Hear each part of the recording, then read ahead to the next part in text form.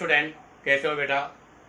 तो देखिएगा, इससे लास्ट वीडियो में हमने डिस्कस किया था टाइप ऑफ ओवरलैपिंग, और टाइप ऑफ ओवरलैपिंग के अंदर हमने कोएक्सियल कोलैटरल दोनों के बारे में डिस्कस कर लिया। उसके अलावा ओवरलैपिंग का एक क्लासिफिकेशन होता पॉजिटिव ओवरलैपिंग, नेगेटिव ओवरलैपिंग, वो भी हम डिस्कस कर चुके हैं। आज के इस वीडियो लेक्चर का जो हमारा पॉइंट है बेटा, वो है स्ट्रेंथ ऑफ ओवरलैपिंग या कोवेलेंट बॉन्ड, अर्थात कोवेलेंट बॉन्ड का स्ट्रेंथ क्या है। तो इसके बारे में मैंने आपको पहले भी थोड़ा बहुत इंट्रोडक्शन दिया था कि strength of a covalent bond is directly proportional to extent of overlapping. जितना बेटर ओवरलैपिंग होगा बेटा, अर्थात आपके ऑर्बिटल जितने बढ़िया ओवरलैप होंगे, कोवेलेंट बॉन्ड का फॉर्मेशन उतना ही स्ट्रॉन्ग होगा। जितना स्ट्रॉन्ग कोवेलेंट बॉन्ड होगा बेटा, उसका बॉन्ड एनर्जी भी क्या होगा, उतना ही मोर होगा। तो यहाँ से पहले तो एक कंक्लूजन लिख देता हूँ मैं आपके लिए। एक कंक्लूजन है क्या कि सबसे पहला, स्ट्रेंथ ऑफ कोवेलेंट बॉन्ड, हमारे पास जो कोवेलेंट बॉन्ड का स्ट्रेंथ है वो बॉन्ड एनर्जी पे डायरेक्टली प्रोपोर्शनल है, और वो डायरेक्टली प्रोपोर्शनल है बेटा extent of overlapping, extent of overlapping. तो देखिएगा, ये कंक्लूजन है, और इसी कंक्लूजन से रिलेटेड क्वेश्चंस के बारे में हम इस वीडियो लेक्चर में डिस्कस करने वाले हैं। उसके अंदर हमारा सबसे पहला रूल कौन सा है बेटा, इसमें रूल 3 है। आपके रूल नंबर 1 के बारे में मैं डिस्कस कर रहा हूँ। रूल नंबर 1 के अंदर, इफ बॉन्ड डिफरेंट, अगर आपका बॉन्ड डिफरेंट हो, इफ बॉन्ड सेम नहीं हो बेटा, डिफरेंट हो, तो ऐसी कंडीशन पर यहाँ पर आपके जो ओवरलैपिंग स्ट्रेंथ का ऑर्डर है, सबसे ज्यादा सिग्मा, सिग्मा के बाद में डेल्टा, और डेल्टा के बाद में पाई। कहने का मतलब बेटा, सिग्मा और पाई में से सिग्मा बॉन्ड मोर स्ट्रांग होता है, पाई बॉन्ड वीक होता है। ऐसा क्यों? तो जरा मैं इसको आपके सामने एक्सप्लेन करके बता देता हूं। या इसके अंदर मैं एक पॉइंट पे लिख सकता हूं क्या, कि कोएक्सियल ओवरलैपिंग, आपको पता है बेटा, कोएक्सियल ओवरलैपिंग जहां से सिग्मा बॉन्ड का फॉर्मेशन होता है, इज मोर इफेक्टिव होती है, इज मोर इफेक्टिव होती है बेटा देन कोलैटरल ओवरलैपिंग से। ये हम इससे पहले वाले वीडियो में भी डिस्कस कर चुके हैं कि बेटा कोएक्सियल ओवरलैपिंग जो होती है वो कोलैटरल ओवरलैपिंग से मोर इफेक्टिव है। ऐसा क्यों? क्योंकि कोएक्सियल ओवरलैपिंग के अंदर आपके जो शेयर इलेक्ट्रॉन होते हैं वो दो न्यूक्लियस के बीच में होते हैं, इसलिए अट्रैक्शन फोर्स मोर होता है। जबकि आपके कोलैटरल ओवरलैपिंग के अंदर शेयर जो इलेक्ट्रॉन होते हैं वो न्यूक्लियस के बीच में नहीं होते, यहाँ पर आपका न्यूक्लियस के बीच में रिपल्सन होता है। कहने का मतलब आपके पास यहाँ पर जो है इस तरह से ओवरलैपिंग होगी, और ये ओवरलैपिंग ऐसी होगी, तो यहाँ पर आपके न्यूक्लियस के बीच में लोन पेयर होगा। जबकि अगर कोएक्सियल में मैं बात करूं, तो कोएक्सियल के अंदर आपके जो शेयर इलेक्ट्रॉन होते हैं वो इन दो न्यूक्लियस के बीच में होते हैं, और दो न्यूक्लियस के बीच में यहाँ पर अट्रैक्शन फोर्स मोर होता है। चलो फिर भी इसको मैं आपके एग्जाम्पल से एक्सप्लेन करना चाहता हूं, तो जरा देखिएगा। ये ऑर्बिटल बनाया मैंने, एक और ऑर्बिटल जहां से सिग्मा और पाई बॉन्ड बना दिया। यहाँ पर आपका ये सिग्मा बॉन्ड है, और ये जो ओवरलैपिंग हो रही है यहाँ से आपका पाई बॉन्ड है। आप देखो, यहाँ भी इलेक्ट्रॉन है, यहाँ भी इलेक्ट्रॉन है। अब आप देखो, मैं यहाँ से ये डिस्टेंस, ये इंटरन्यूक्लियर आपका मतलब क्या बोलते हैं, न्यूक्लियस है बेटा, पॉजिटिव चार्ज है, और यहाँ से ये इलेक्ट्रॉन की डिस्टेंस है x, और यहाँ से इन इलेक्ट्रॉन की जो डिस्टेंस है वो y है। तो जरा आप देखो, पहले यहाँ पर डिस्टेंस का ऑर्डर क्या है, तो आपको पता है बेटा, डिस्टेंस की अगर मैं बात करूँ तो x से बड़ी डिस्टेंस है y, अर्थात y ग्रेटर देन x। अगर y डिस्टेंस x से मोर है तो इसका मतलब यहाँ पर बेटा अट्रैक्शन फोर्स लेस होगा, यहाँ पर अट्रैक्शन फोर्स मोर होगा। तो मुझे बताओ ओवरलैपिंग का ऑर्डर क्या होगा। तो अगर यहाँ से मैं ओवरलैपिंग की बात करूं, तो बेटा ओवरलैपिंग डिस्टेंस के इनडायरेक्टली प्रोपोर्शनल है, तो x की ओवरलैपिंग y से ज्यादा है, तो इसका मतलब बॉन्ड एनर्जी भी x की y से ज्यादा होगी, और कोवेलेंट बॉन्ड का जो नेचर है वो भी x का y से ज्यादा होगा। क्योंकि बेटा यहाँ पर डिस्टेंस कम है तो यहाँ पर अट्रैक्शन फोर्स ज्यादा होगा। अर्थात यहाँ से अगर मैं अट्रैक्शन फोर्स की बात करूं, तो आपको पता है बेटा अट्रैक्शन फोर्स डिस्टेंस के इनडायरेक्टली प्रोपोर्शनल है, x पर अट्रैक्शन फोर्स y के कंपेयर में ज्यादा होगा। और आपको पता है बेटा ये कौन सी ओवरलैपिंग है, तो ये आपका एक्साइल ओवरलैपिंग है, जहां से सिग्मा बॉन्ड बन रहा है, अर्थात सिग्मा बॉन्ड का बॉन्ड स्ट्रेंथ जो है वो पाई बॉन्ड से मोर होगा, क्योंकि ये कोलैटरल से बन रहा है जहां पर पाई बॉन्ड का फॉर्मेशन हो रहा है। इसलिए ध्यान रखना, सिग्मा बॉन्ड हमेशा पाई बॉन्ड से मोर स्ट्रॉन्ग होगा। अब बारी आती है डेल्टा और पाई के बीच में कंपेयर करें, तो ये आपके डायरेक्ट प्रैक्टिकल थ्योरेटिकल बेस है डायरेक्ट। तो डेल्टा और पाई में से बेटा डेल्टा का बॉन्ड स्ट्रेंथ पाई से ज़्यादा है, क्योंकि पाई में केवल 50% लॉब्स जो है वो ओवरलैपिंग में इंक्लूड होती है, जबकि डेल्टा के अंदर आपका 100% जो लोब है वो आपके पार्टिसिपेट करते हैं। क्योंकि आप लोगों ने देखा होगा कि जब हम लोब बनाते हैं, डेल्टा बॉन्ड बनाते हैं, तो डेल्टा बॉन्ड के अंदर आपके ऑल लॉब्स इंक्लूड होते हैं। डेल्टा बॉन्ड में बेटा सभी लॉब्स इंक्लूड होते हैं, जबकि पाई बॉन्ड के अंदर सभी लॉब्स इंक्लूड नहीं होते हैं। इसलिए यहाँ पर 100% लॉब के साथ ओवरलैपिंग होती है तो स्ट्रॉन्ग ओवरलैपिंग होगी, जबकि यहाँ पर वीक ओवरलैपिंग होगी। इसी के साथ आपका ये रूल नंबर 1 कंप्लीट होता है। आप चाहो तो यहाँ से इसका स्क्रीनशॉट ले लीजिएगा। अब हम यहाँ से रूल नंबर 2 के बारे में डिस्कस करेंगे। तो देखिएगा, अब हम यहाँ से डिस्कस करेंगे रूल नंबर 2। क्या है रूल नंबर 2 देखिएगा। तो बेटा आपका रूल नंबर 2 है for same type of bond. अगर मान लीजिएगा आपका जो बॉन्ड है वो सेम टाइप का है और वैल्यू ऑफ एन सेम, और एन की जो वैल्यू है वो भी सेम है। ध्यान रखना बेटा, बॉन्ड का टाइप सेम है और एन की वैल्यू सेम है। एन से मतलब क्या है, N equal to number of shell, और नंबर ऑफ सेल से मतलब है साइज, और साइज सेम है। तो बेटा ऐसी कंडीशन पर आपका जो बॉन्ड स्ट्रेंथ है is directly proportional to directional character.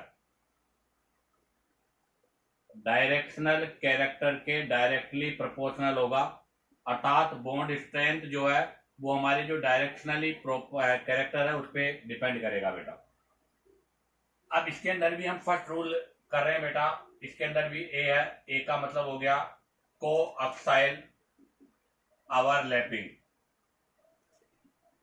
अर्थात जब आपके को अक्साइल ओवरलैपिंग हो रही हो, और को अक्साइल ओवरलैपिंग से मतलब है सिग्मा बॉन्ड का फॉर्मेशन हो रहा हो। तो इसके अंदर हम फर्स्ट पॉइंट डिस्कस करने वाले बेटा को अक्साइल ओवरलैपिंग या सिग्मा बॉन्ड का फॉर्मेशन होता हो। तो इनके अंदर आपको पता है बेटा बॉन्ड स्ट्रेंथ जो है वो डायरेक्टली प्रोपोर्शनल होगा परसेंटेज पी कैरेक्टर पर।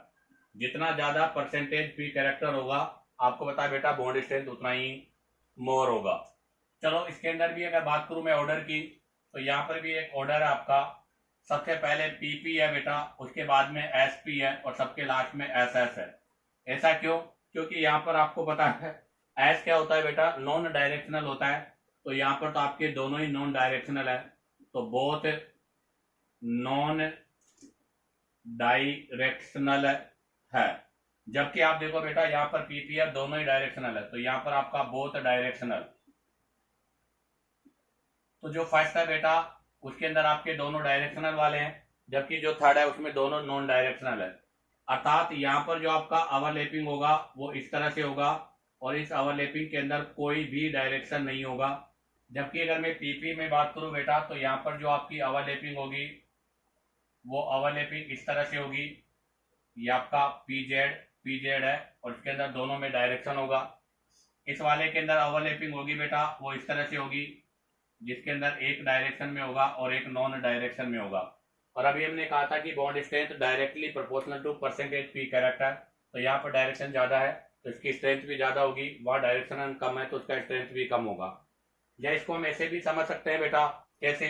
जरा इसको मैं एक एग्जाम्पल से एक्सप्लेन कर रहा हूँ। मैंने सबसे फर्स्ट एग्जाम्पल लिया बेटा 1s 2s और 1s और 2p जेड।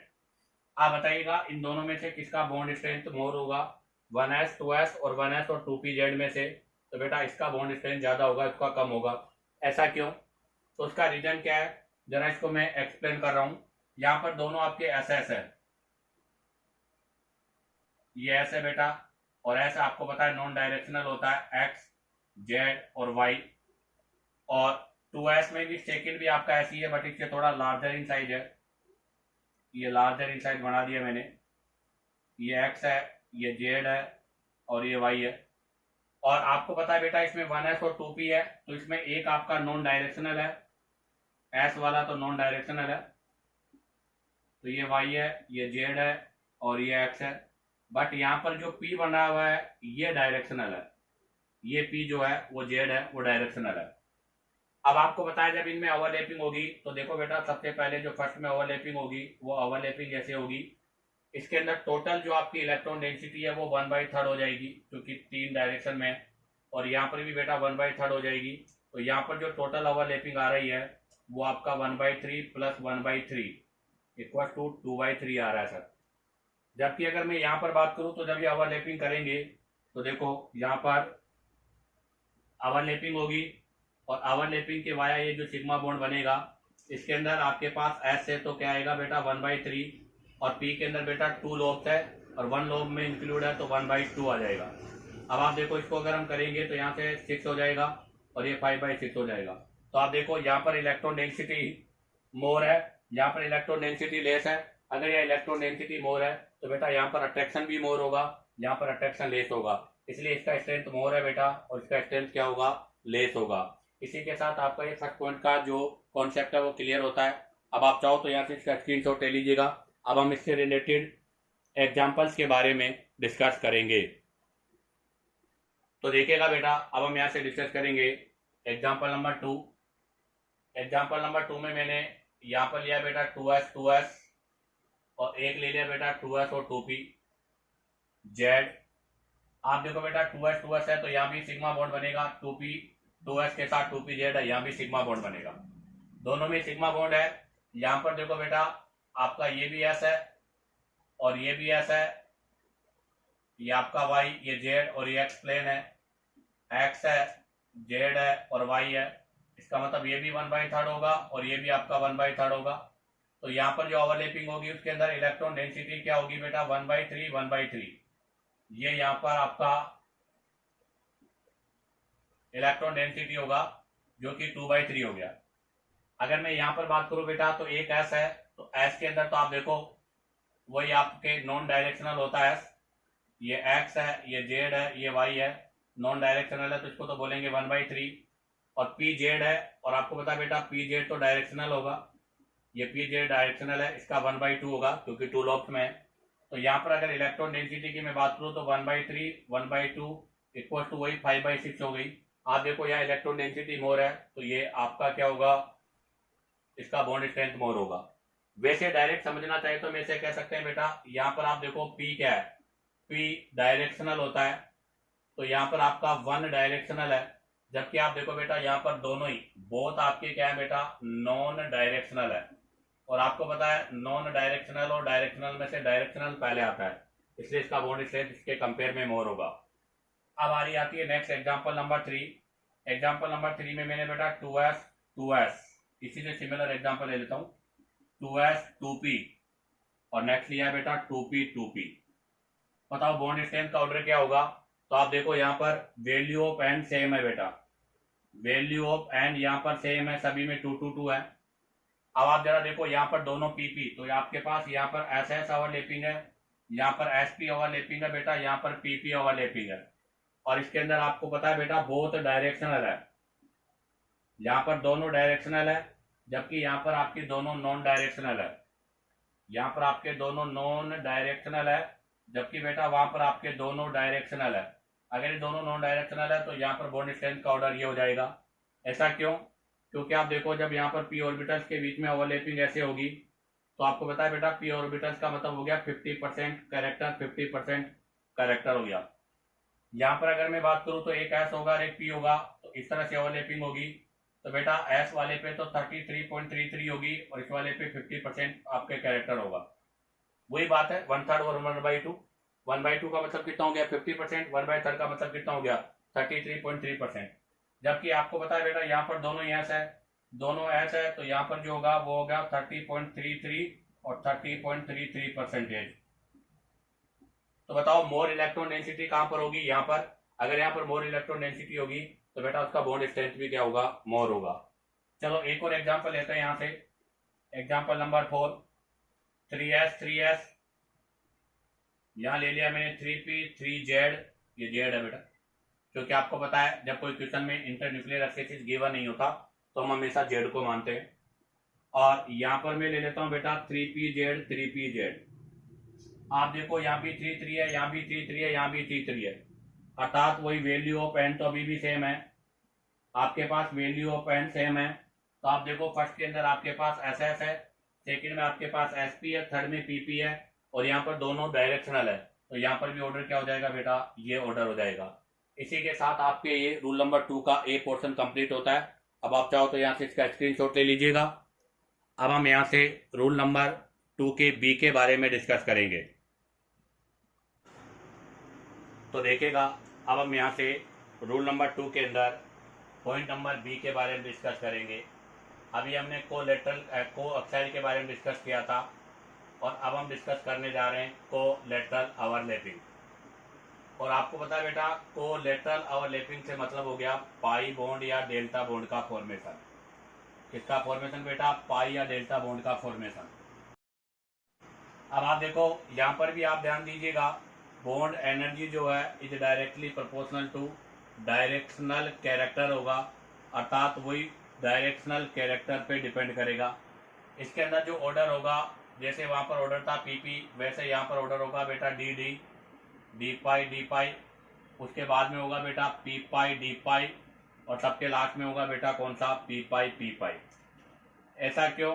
क्योंकि बेटा जो डी होता है उसके अंदर मोर आपके क्या होती है, डायरेक्शनल कैरेक्टर होता है। तो यहाँ पर हम देखेंगे बोथ मोर डायरेक्शनल, अर्थात यहाँ पर डायरेक्शनल कैरेक्टर दोनों में ज़्यादा है, जबकि यहाँ पर दोनों के अंदर लेस है, बोथ लेस डायरेक्शनल। हालांकि डायरेक्शनल तो दोनों ही हैं, पी भी डायरेक्शनल है, डी भी डायरेक्शनल है, बट पी में डायरेक्शनल कैरेक्टर एस डी के कंपेयर में लेस होते हैं।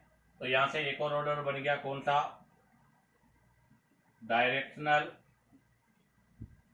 Order in different orbitals. अर्थात आपके पास जो डिफरेंट ऑर्बिटल्स हैं उनके अंदर अगर डायरेक्शनल कैरेक्टर के ऑर्डर की मैं बात करूं तो बेटा एस से ज़्यादा पी से ज़्यादा डी, और सबसे ज़्यादा किस में होता है, एफ में।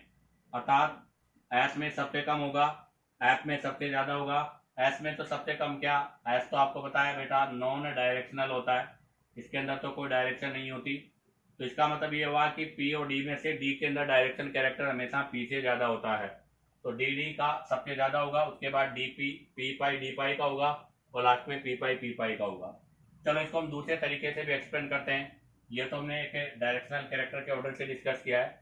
चलो इसका दूसरा है कि आप देखिएगा ये इंटरन्यूक्लियर एक्सिस है, यहाँ पर डी पाई के बीच में ओवरलैपिंग होगी और पाई बॉन्ड का फॉर्मेशन होगा। तो देखो बेटा, यहाँ पर ओवरलैपिंग इस तरह से होगी और यहाँ पर आपको पता है पाई बॉन्ड बनेगा।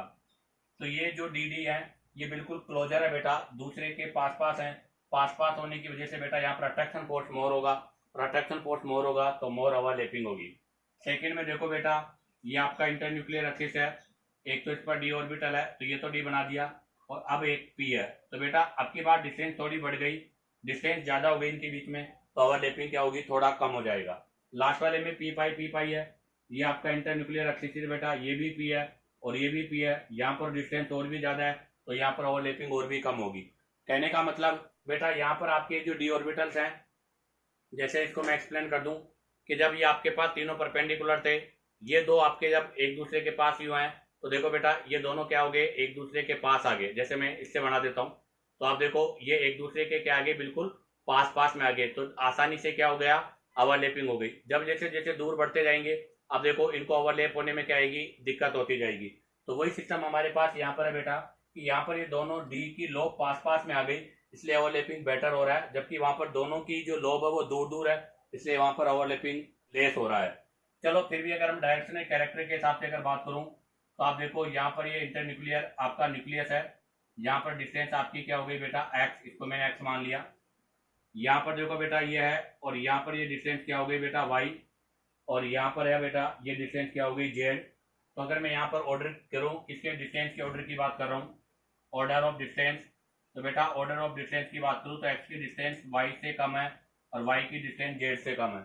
और आपको पता है बेटा बॉन्ड जो स्ट्रेंथ होता है वो डिस्टेंस का इनडायरेक्टली प्रोपोर्शनल होता है, तो बॉन्ड स्ट्रेंथ किसका ज्यादा होगा, एक्स वाले का ज्यादा होगा, वाई वाले का उससे कम होगा, जेड वाले का सबसे कम होगा।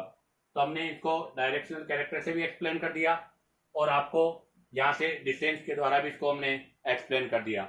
इसके अलावा अगर हम यहाँ चाहें तो हम ये भी कर सकते हैं कि देखो बेटा दोनों लोग पास में आ रही है, पास में होगी तो मोर ओवरलैपिंग होगी, मोर ओवरलैपिंग होगी तो आपको पता है बेटा मोर डायरेक्शनल कैरेक्टर भी होगा।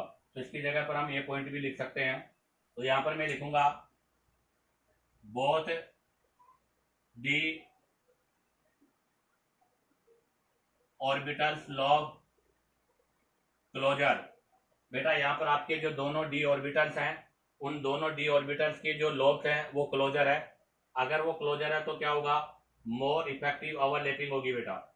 तो इसके लिए मैं लिखूंगा मोर इफेक्टिव ओवरलैपिंग है, इफेक्टिव ओवरलैपिंग है यहाँ पर।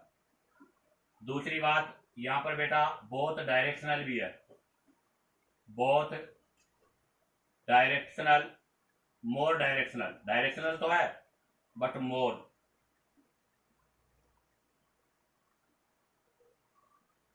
यहां पर अगर हम देखें तो बेटा पी की जो लोब है वो दूर दूर है, तो यहां पे लिखूंगा बोथ पी ऑर्बिटल लॉब फार, दूर है। अगर वो फार है तो बेटा लेस इफेक्टिव ओवरलैपिंग होगी। अब बताओ, अगर लेस इफेक्टिव ओवरलैपिंग होगी तो स्ट्रेंथ भी कम होगा। और हम यहां पर ये भी लिख सकते हैं कि आपके दोनों जो हैं बोथ लेस डायरेक्शनल है, अर्थात पी में डायरेक्शन होता है बट डी के कंपेयर में क्या होता है बेटा, लेस होता है। अब हम यहां से इससे रिलेटेड एक क्वेश्चन भी कर लेते हैं बेटा। हमारा क्वेश्चन क्या है, अब की बार मैंने लिया बेटा 3p पाई 3p पाई, सेकंड में लिया बेटा 3p पाई 3d पाई, और नेक्स्ट वाले में मैंने लिया बेटा 3d पाई d पाई। आप देखो सबसे पहले तो n की वैल्यू सब में सेम है, सभी में पाई बॉन्ड बन रहा है।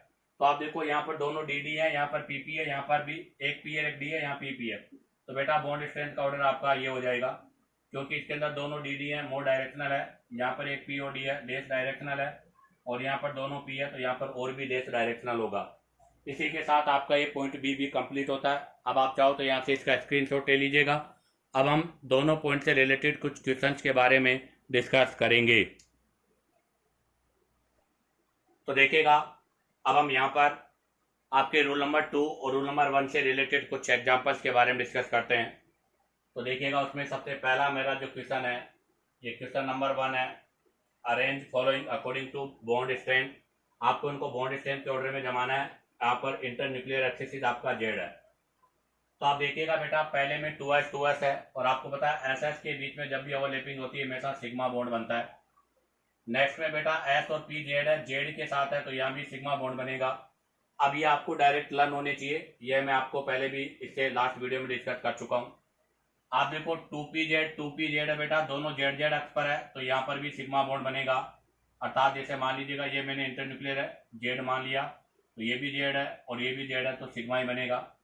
नेक्स्ट है बेटा 2py, यहाँ पर पाई बनेगा और यहाँ पर भी पाई बनेगा। ऐसा क्यों? क्योंकि आप देखो यहाँ पर आपके पास जो इंटरन्यूक्लियर एक्सिस है वो क्या है, जेड है, और एक्स और जेड परपेंडिकुलर है, तो यहाँ पर एक्स ऐसे आएगा। अगर एक्स ऐसे आएगा तो पाई बॉन्ड का फॉर्मेशन होगा। और हमें पता है बेटा, अगर मैं बात करूं किसकी, बॉन्ड स्ट्रेंथ की, तो अगर हम बॉन्ड स्ट्रेंथ की बात करते हैं तो बॉन्ड स्ट्रेंथ जो होता है बेटा वो सिग्मा का पाई से ज्यादा होता है। तो बताओ यहाँ पर किसका बॉन्ड स्ट्रेंथ ज्यादा होगा। दूसरी बात आपको ये भी मैं क्लियर कर दूं कि बेटा अभी हमने बॉन्ड स्ट्रेंथ के बारे में डिस्कस किया था, तो पहले पीपी आता है, उसके बाद में एसपी आता है, उसके बाद में एसएस आता है जब सिग्मा बॉन्ड हो। तो ये कब लगाना है, जब आपका सिग्मा बॉन्ड का कॉन्सेप्ट हो। तो देखो यहाँ भी सिग्मा बॉन्ड है, यहाँ भी सिग्मा बॉन्ड है, यहाँ भी सिग्मा बॉन्ड है, यहाँ पर पाई है, यहाँ पर पाई है। इसका मतलब ये दो वाले तो लास्ट में आएंगे, ये पहले आएंगे, तो ये दो तीनों पहले आएंगे, वो लास्ट में आएंगे।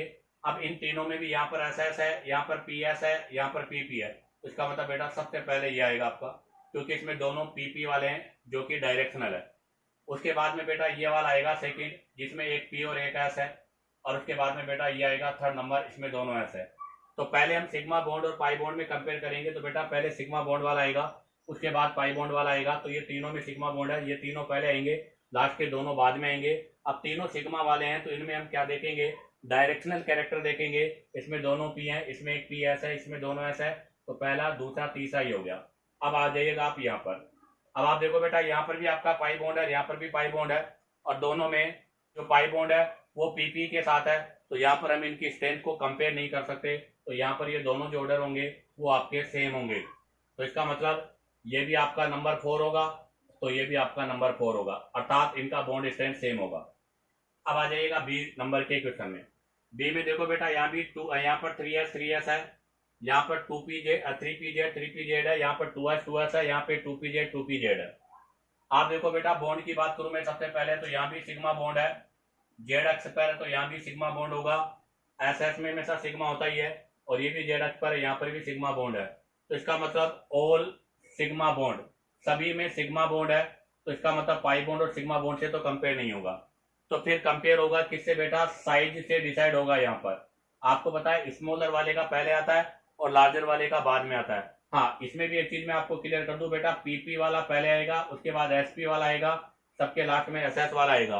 और इसके अंदर भी मैं आपको क्लियर कर दूं, स्मॉलर इन साइज वाला है वो पहले आएगा और जो लार्जर इन साइज वाला है वो बाद में आएगा। तो आप जरा देखो, ये भी सिग्मा, ये भी सिग्मा, ये भी सिग्मा, ये भी सिग्मा, ये दोनों 2 वाले हैं, ये दोनों 3 वाले हैं। इसका मतलब ये तो क्लियर हो गया कि बेटा इनका पहले आएगा और इनका नंबर बाद में आएगा। अब आप देखो इन दोनों में मैं बात करूं तो यहाँ पर आप देखो दोनों क्या है, पीपी है और यहाँ पर दोनों एसएस हैं, तो बेटा ये नंबर 1 हो जाएगा और ये आपका नंबर 2 हो जाएगा।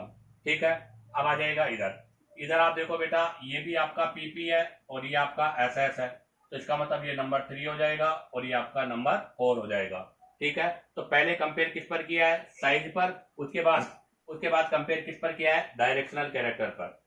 नेक्स्ट क्वेश्चन नंबर सी में देखो बेटा, क्वेश्चन नंबर सी में आपके पास 2pz 2px 2px 3pz 3px given है। आप पहले बॉन्ड के बारे में पता करो। तो देखो बेटा जेड अक्ष पर है तो यहाँ पर जेड अक्ष पर है तो सिग्मा होगा, यहाँ पर बेटा एक्स अक्ष पर है तो पाई होगा, बेटा यहाँ पर भी जेड पर है तो पाई सिग्मा होगा, और बेटा यहाँ पर भी आपके एक्स पर है तो पाई होगा। तो बेटा यहाँ पर भी सिग्मा और पाई बॉन्ड है, तो पहले तो मैं आपको क्लियर कर दूं बेटा, सिग्मा वाला पाई से पहले आएगा, इसका मतलब ये दोनों सिग्मा वाले पाई से पहले आएंगे।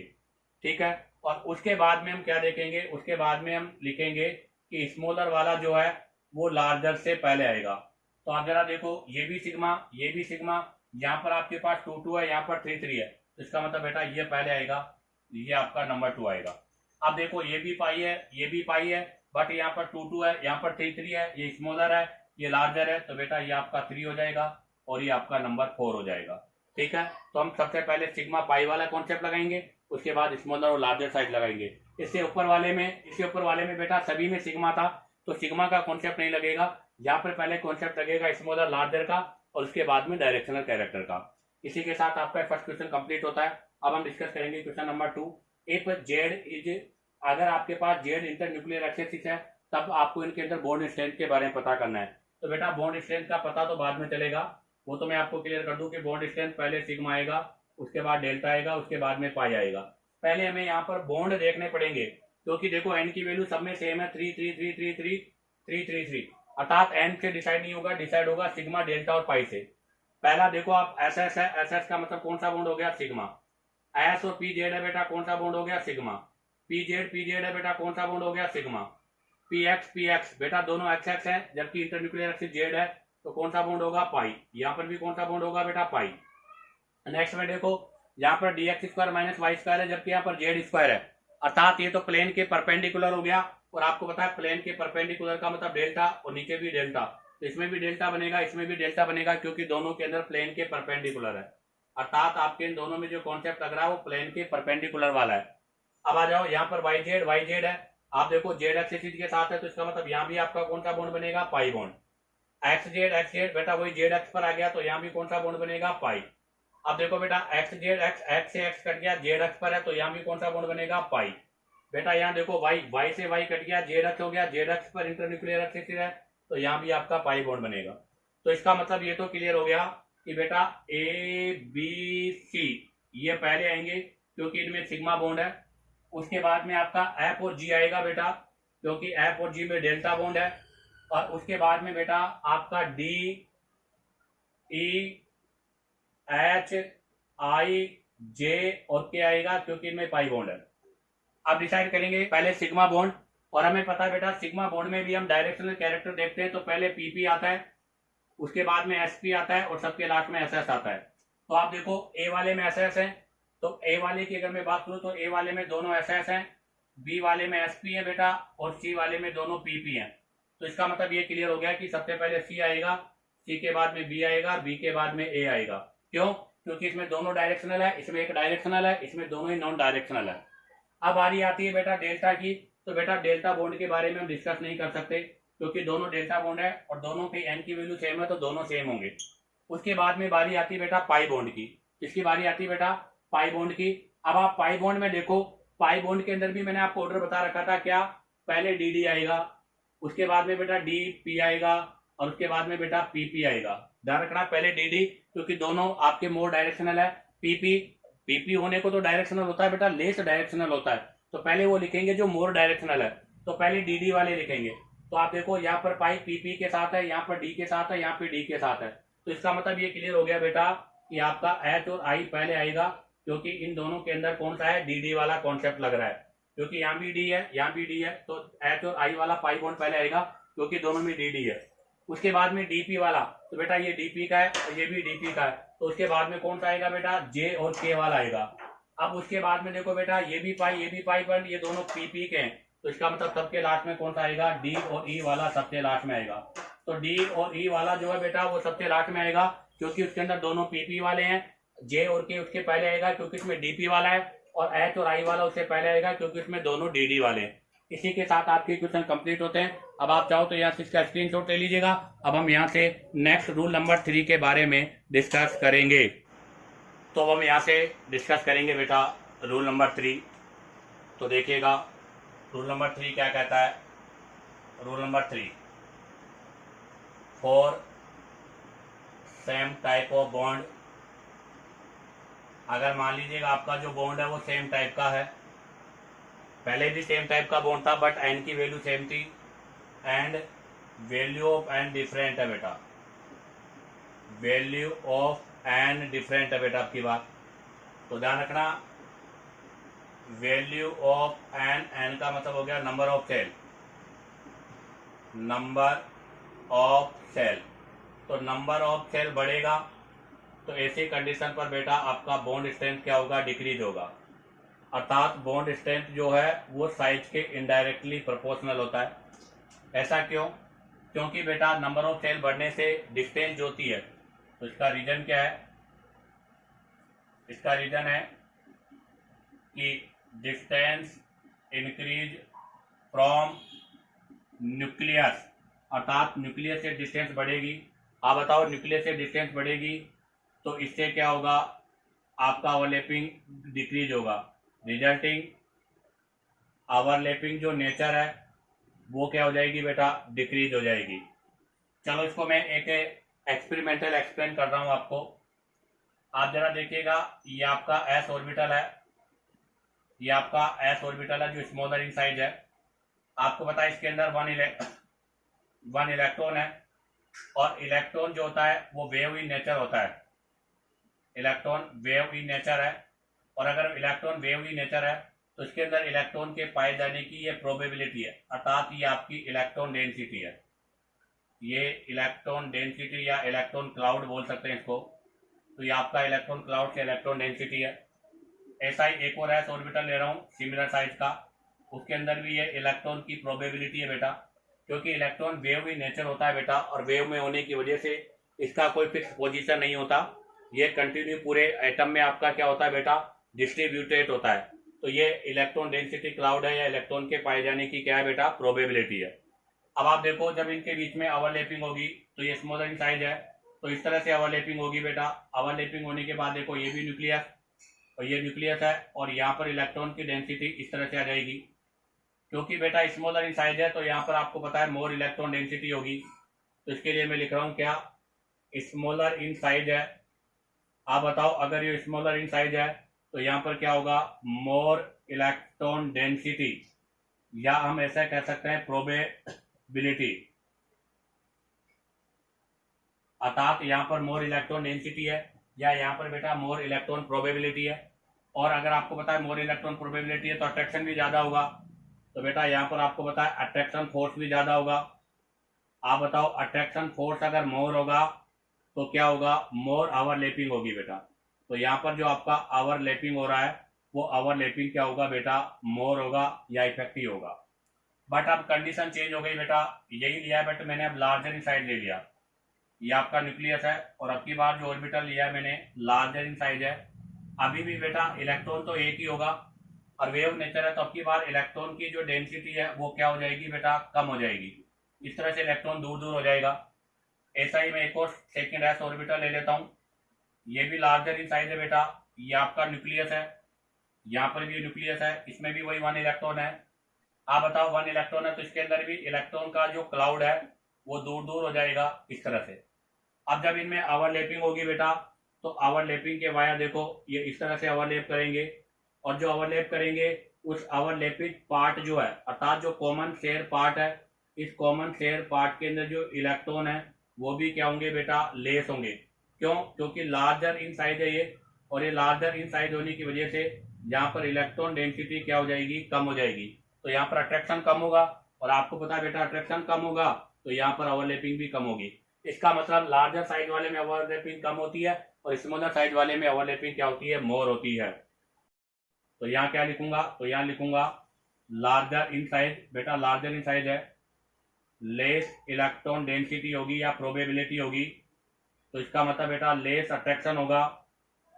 अब आप बताओ अगर लेस अट्रैक्शन होगा तो इसका मतलब यहाँ पर क्या होगा, लेस ओवरलैपिंग भी होगी, और अगर लेस ओवरलैपिंग होगी तो इसका बॉन्ड स्ट्रेंथ भी कम होगा।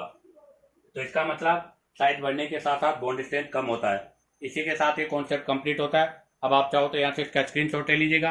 अब हम यहाँ पर इससे रिलेटेड कुछ क्वेश्चंस के बारे में डिस्कस करेंगे। तो देखिएगा, अब हम यहाँ से डिस्कस करेंगे क्वेश्चन नंबर 1। बेटा क्वेश्चन नंबर 1 में 1s 1s 1s 2s है, तो यहाँ भी सिग्मा बॉन्ड है, यहाँ भी सिग्मा बॉन्ड है, टाइप ऑफ बॉन्ड सेम है। बट आप देखो बेटा यहाँ पर आपके दोनों 1 1 है, यहाँ पर आपका 1 2 है। आपको पता बेटा यहाँ पर आपका एक एस छोटा है, एक एस बड़ा है, जबकि यहाँ पर दोनों एस आपके सिमिलर साइज के हैं, तो यहाँ पर ऑर्डर ये हो जाएगा। सेकेंड में देखो बेटा 2s यहाँ पर 2s 3s है, तो इसके अंदर बेटा आपके दोनों 2 2 हैं, यहाँ पर एक आपका 2 और एक 3 है। कहने का मतलब आपका एक एस छोटा है और एक एस बड़ा है, तो यहाँ पर भी ऑर्डर आपका ये हो जाएगा। क्वेश्चन नंबर 3 में देखो बेटा 2s 3p 3p। ध्यान रखना बेटा यहाँ पर 2ss है, दोनों छोटे हैं, ss के हैं। हालांकि बॉन्ड तो यहाँ भी सिग्मा है, यहाँ पर भी बॉन्ड सिग्मा है, बट यहाँ पर 3p है। 3p लार्जर इन साइज होगा बेटा, इसका मतलब यहाँ पर भी ऑर्डर ये होगा। नेक्स्ट फोर्थ में देखो बेटा यहाँ पर 3s है, यहाँ पर 2p है, ये बड़े हैं ये छोटे हैं, तो यहाँ पर भी ऑर्डर ये हो जाएगा। अब बारी आती है क्वेश्चन नंबर 5। क्वेश्चन नंबर 5 को मैं थोड़ा एक्सप्लेन करता हूँ। 2p 3p pp है दोनों, बट एक का 2 और एक का 3 है। तो देखो मैं डायग्राम से एक्सप्लेन कर दूं। ये मैंने 2p का आपका ओवरलैपिंग बनाया है, और अब मैं बनाना जा रहा हूँ बेटा 3p का। ये ओवरलैपिंग जो बनाई है मैंने, ये ओवरलैपिंग बेटा 3p की है। आप देखो यहाँ पर ये भी न्यूक्लियस है, ये भी न्यूक्लियस है, तो यहाँ पर डिस्टेंस क्या है, x है। यहाँ पर ये न्यूक्लियस है बेटा, यहाँ पर डिस्टेंस y है। तो मुझे आप पहले बताओ डिस्टेंस किसके अंदर ज्यादा है, तो डिस्टेंस x की बेटा y से ज्यादा है, सॉरी y की डिस्टेंस x से ज्यादा है। तो मुझे बताओ बॉन्ड स्ट्रेंथ का ऑर्डर क्या हो जाएगा, उल्टा x का बॉन्ड स्ट्रेंथ y से ज्यादा हो जाएगा। इसका मतलब यहाँ पर अगर मैं बॉन्ड स्ट्रेंथ की बात करूँ तो बेटा a is greater than b हो गया, क्योंकि ये स्मॉलर इन साइज है और ये लार्जर इन साइज है। और बेटा यहाँ पर जो बॉन्ड बन रहा है वो कौन सा बॉन्ड है, दोनों में सेम है, सिग्मा।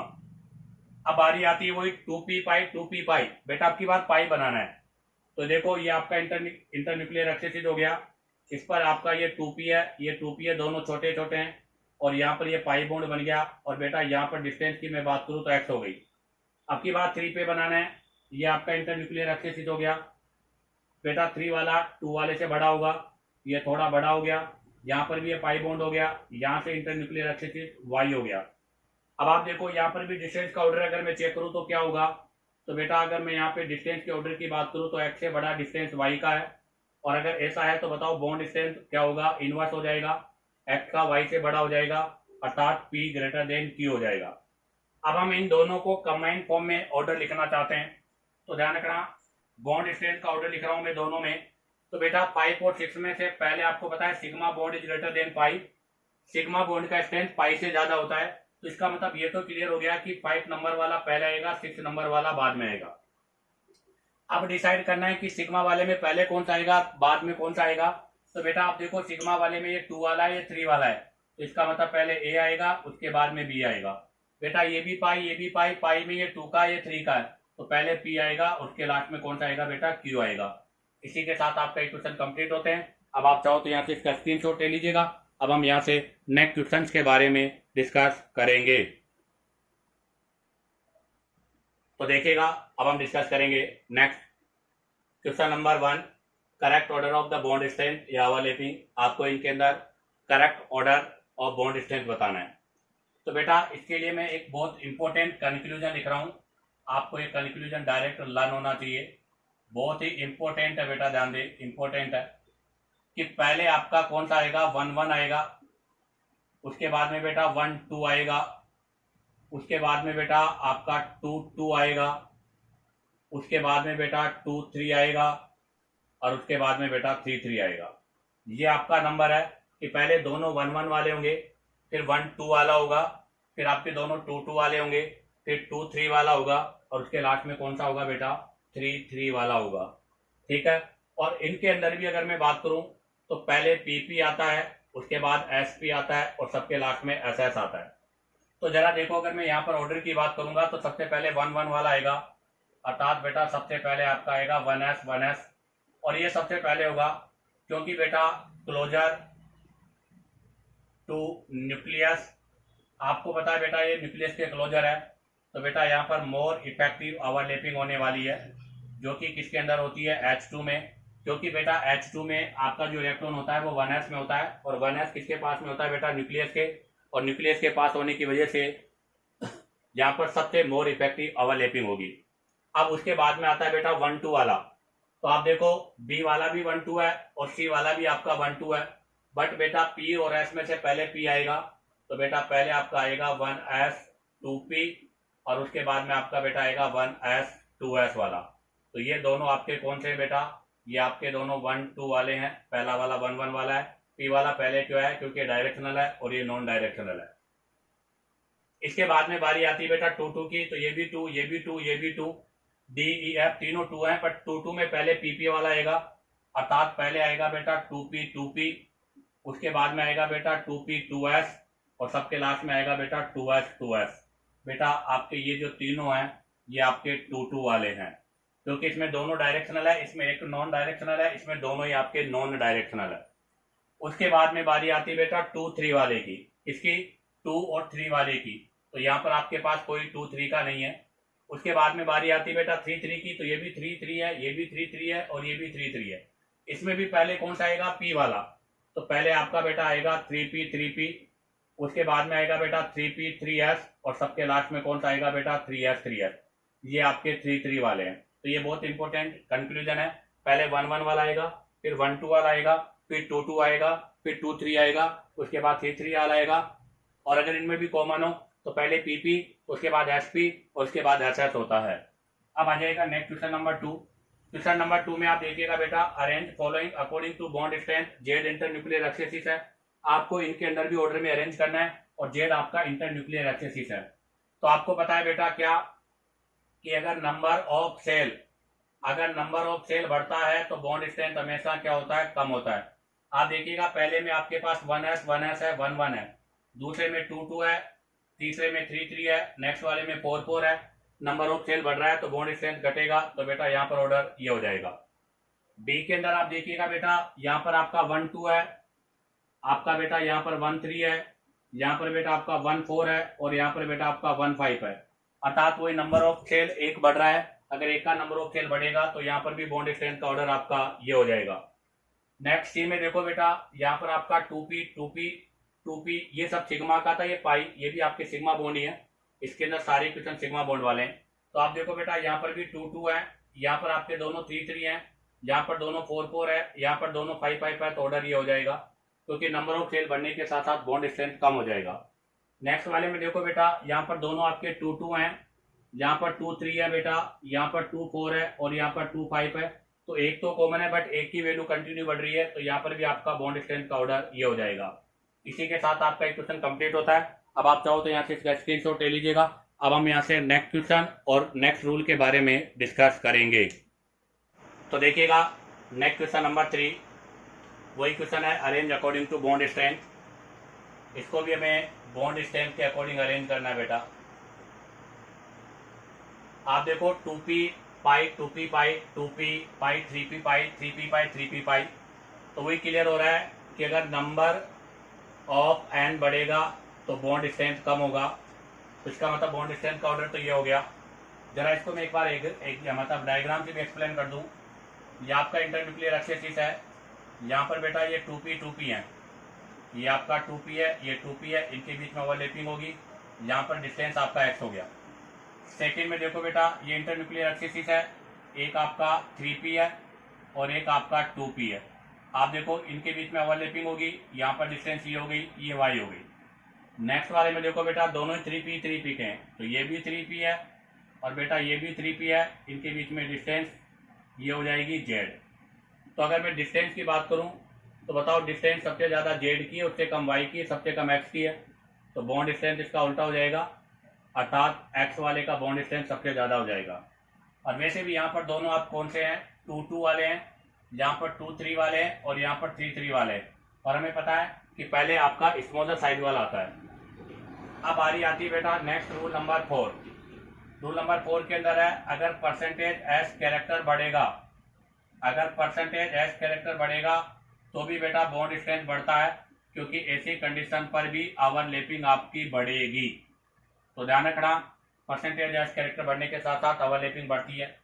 कैसे, तो जरा इसको मैं एक्सप्लेन कर रहा हूँ। कार्बन कार्बन कार्बन कार्बन, यहाँ ले लेता हूँ डबल बॉन्ड के साथ कार्बन और यहाँ ले लेता हूँ ट्रिपल बॉन्ड के साथ कार्बन।